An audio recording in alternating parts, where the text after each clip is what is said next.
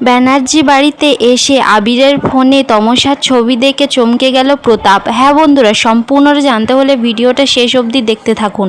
ধারাবাহিকের শুরুতে দেখা যাচ্ছে তমসা তো আবিরের কাছে তার শাড়িটা চাইছে, যেটা আবির ফরেন্সিতে পাঠিয়েছিল। আবির তখন তমসাকে বলছে, শাড়ি নিয়ে অত মাথা ঘামিও না, অনেক শাড়ি আছে, দিয়ে দেওয়া যাবে বলে আবির যখন ওখান থেকে চলে যেতে যাবে, তমসা তো এবার আবিরকে বলছে শাড়িটা অনেক দামি। আবির তখন তমসাকে বলছে, কিছুক্ষণ আগে তুমি ওখানে 2.5 কোটি টাকা রাখলে, আশা করছি তোমার শাড়ির টাকা উঠে যাবে, ওই টাকাটা আমি তোমাকে উপহার হিসাবে দিয়ে দিলাম বলে আবির তো এবার ধরিত্রীকে বলে, চলো মাম্মি। তমসা তো তখন আবিরকে বলছে, এই টাকাটা আমি নিলাম না, যে টাকায় রক্তের ছিটে আছে, যে টাকায় জালিয়াতি আছে, যে টাকায় মানুষের মৃত্যু আছে, তার নামকরণ হচ্ছে কাটমানি। তখন তো এবার ধরিত্রী তমসাকে বলছে, তিলোত্তমা তুমি এই বাড়ির বউ, আর ওই টাকার ওপর অধিকার আছে, বোঝার চেষ্টা করো, টাকাটা তোমার হাত খরচা কেমন। এই বলে যখনই ধরিত্রী ওখান থেকে চলে যেতে যাবে, তমসা তো এবার ধরিত্রীকে বলছে,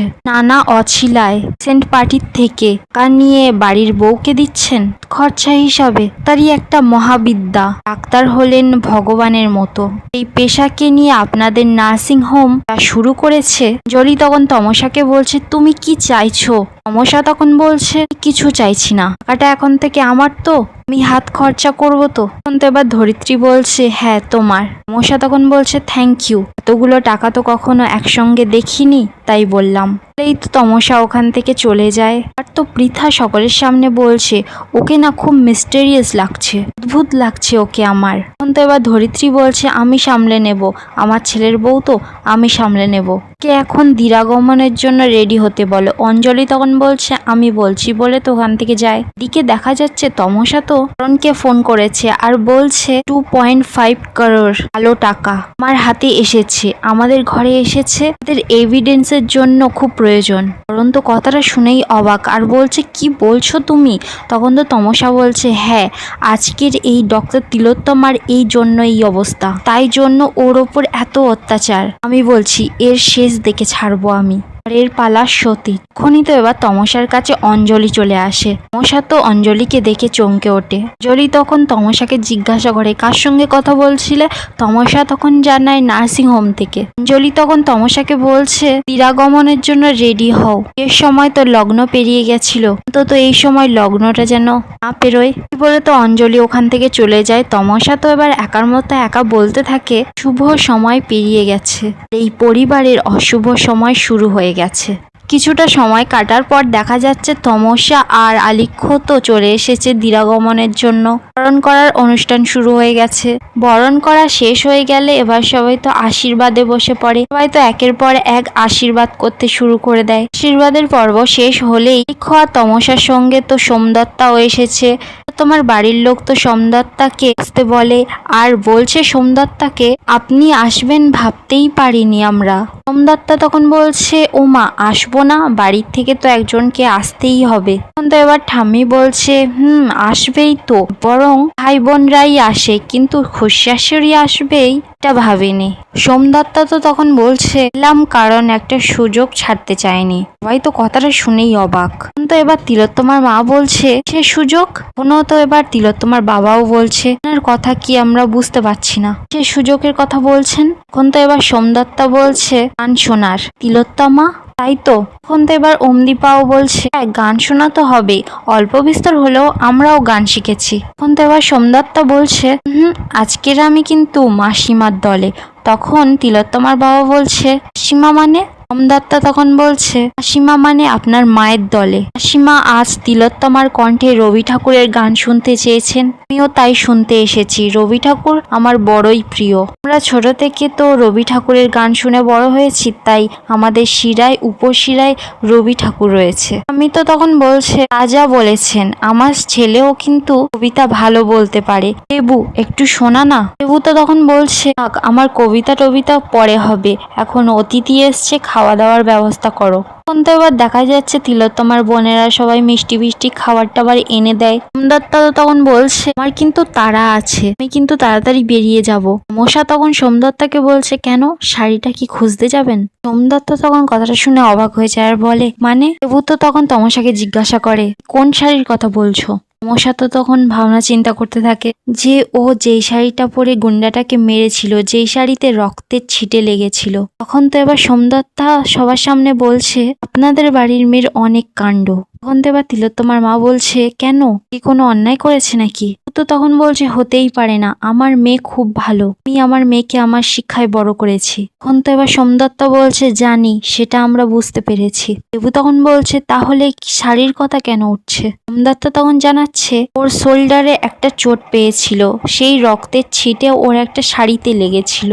তখন তো এবার ঠাম্মি শুনেই ভয় পেয়ে যায় আর বলছে দেখি দেখি সে কি। তখন তো এবার অমদীপা বলছে থাক না, একটু কাটাছেঁড়া তো হতেই পারে। তখন তো এবার তিলোত্তমা আর সব বোনেরা বলতে থাকে ওসব কথা থাক না, গান শুরু করা যাক। তখন এবার দেবু বলছে গান শুনলে হবে, একটু কফি টফি হোক। আর তো দেখা যাচ্ছে কুলজিৎ তো সবাইকে কফি টফি দেয়। দেবু তখন এবার তমসাকে বলছে কই গানটা ধরো। সোমদত্তাও তখন বলছে তমসাকে কই গানটা ধরো, চুপ করে আছো কেন? বাড়ির সকলের সামনে বলছে আপনাদের মেয়ে খুব ভালো গান করে, বাগানে রাতে বৃষ্টিতে ভেজে, বিয়ের লগ্নে বাড়ি থেকে চলে যায়, আবার বিয়ের রাতে বাড়িতে ফেরে, এই শাড়িতে রক্তের ছিটে সেই শাড়িটা নিখোঁজ হয়ে যায়। ও তো তখন সোমদত্তাকে বলছে আপনি আমার মেয়েকে কটাক্ষ করে কিছু বলছেন আমার মনে হচ্ছে। সোমদত্তা তখন বলছে যদি বলি খুব একটা ভুল বলা হবে না।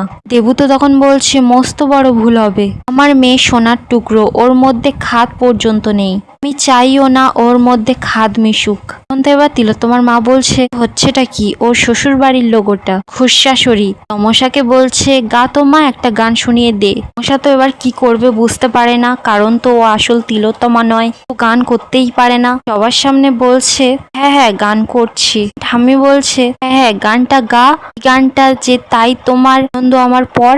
তো এবার মনে মনে বলছে তো গানটা জানে না, ও তো গান গাইতে পারে না, ও তো নাচ করতো, এটুকু গুনগুন করতো, একটা গানের কলি অমচিত্তে নিতে নিতে। তো সবাই মিলে জোর করতে থাকে তমসাকে গান করার জন্য। তখন তো এবার ঐশী কথাটা উড়িয়ে দেয় আর বলে না না এসব গান এখানে চলবে না, এই গানের সুর আছে, আমরা ভেসে যেতে পারি, সেই গান হোক। দেবু তখন বলছে রবি ঠাকুরের গানে আবার সুর বা ছন্দ নেই। সে তখন বলছে না মানে আমি বলতে চাইছি পূজা পর্যায়ের গান, প্রেম পর্যায়ের গান। দেবু তখন বলছে থাক থাক থাক, তোমাকে আর আমাকে রবি ঠাকুরের গান শেখাতে হবে না। দেবু তখন তমসাকে জিজ্ঞাসা করে কোন গান গাইবি। সে তো তখন তাড়াতাড়ি করে বলে ফেলে মমচিত্তে নিতে নিতে। দেবু তখন বলে বেশ গাও। তো তমসাকে এবার ওপরে উঠে সোফায় বসায়। দেবু তো এবার তমসাকে গান গাইতে বলে আর তখনই তো কুলজিৎ বলছে আরে দাঁড়াও দাঁড়াও, গিটারটা আনা হোক। তখন তো অমদীপা এবার গিটারটা এনে দেয় আর বলে দাঁড়াও আমি হারমোনিয়াম নিয়ে বসে যাই। তমসা তো তখন বলে না না হারমোনিয়াম আনতে হবে না, আমি এমনিই গাইছি। এদিকে সোমদত্তা তো এবার মনে মনে বলছে আমি জানি তুমি গান গাইতে পারবে না, আমার মনে হচ্ছে তুমি গান গাইতে পারবে না। অপরদিকে দেখা যাচ্ছে তাপ তো তমসা সেই শাড়িটা এনে তমসার শ্বশুর বাড়িতে সবার দেখায়। সবাই তো এবার দেখেই অবাক আর বুঝতে পারে না ভাবে ওই শাড়িটা পাল্টে গেল। ধরিত্রী তখন বলছে কি এই শাড়িটা তো নয়। তাপ তখন বলছে আপনারা নিশ্চিত এই শাড়িটা নয়? ধরিত্রী তখন বলছে এই শাড়িটা নয়, আমরা মেয়েরা শাড়ি চিনবো না। পৃথাও তো তখন বলে এই শাড়িটা নয়। সবাই তো এবার দেখেই অবাক হয়ে যায়। তখন তো এবার প্রতাপ বলছে ফরেন্সিতে পাঠানো হয়েছিল মল্লিককে দিয়ে হরবাবু, ওখানে শাড়িটা পৌঁছতে ওখানকার ওই মাধব বাবু বলেছিলেন ওই শাড়িটায় একটাও রক্তের ফোঁটা নেই। ধরিত্রী তখন বলছে এই শাড়িটা নয়। তো আবিরকে জিজ্ঞাসা করে, তখন বলছে হ্যাঁ ওই শাড়িটাই পাঠিয়েছিলাম। তখন তো এবার পৃথা বলছে শিওর মাঝখানে কেউ পাল্টে দিয়েছে, এই রেসপন্সিবল ইনি, মানে প্রতাপকে বোঝাতে চাইছে। তাপ তখন বলছে যদি কেউ রেসপন্সিবল হয়ে থাকে আপনাদের বাড়ির বউ, কেউ নয়। এই বলে তো প্রতাপ ওখান থেকে চলে যায়। আর এখানেই আজকের এপিসোডটা শেষ হয়ে যায়। ভিডিওটা কেমন লাগলো কমেন্টে জানাতে ভুলবেন না।